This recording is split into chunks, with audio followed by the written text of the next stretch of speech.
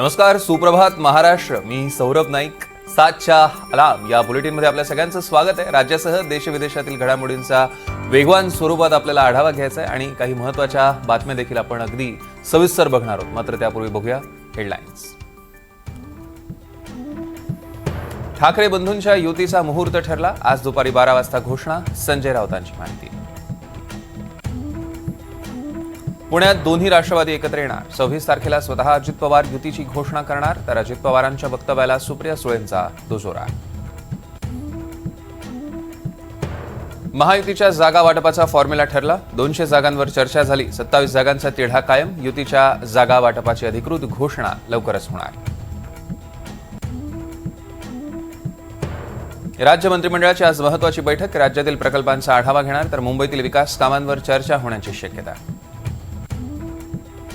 प्रशांत जगताप आणि सुप्रिया सुळे यांच्यात आज बैठक. बैठकीनंतर राजीनाम्यासंदर्भात भूमिका स्पष्ट करणार प्रशांत जगताप यांचं स्पष्टीकरण. तपोवनमधील मकवाना हाऊसमध्ये आज साधू महंतांची पत्रकार परिषद. तपोवनातील झाडं तोडण्याच्या विरोधाबाबत चर्चा होण्याची शक्यता. पोलीस महासंचालक पदासाठी सदानंद दाते यांचा मार्ग मोकळा. राज्यात परत पाठवण्याचा प्रस्ताव मंजूर. 1 जानेवारी 2026 पासून पोलीस महासंचालक म्हणून नियुक्त होणार.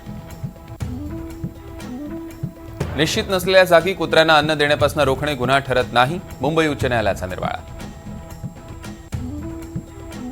दिल्लीसह उत्तर भारतात दाट धुक्यामुळे विमानसेवा ठप्प. 500 विमानं उशिरानं. 14 उड्डाणं रद्द. सर्वाधिक फटका दिल्ली विमानतळाला.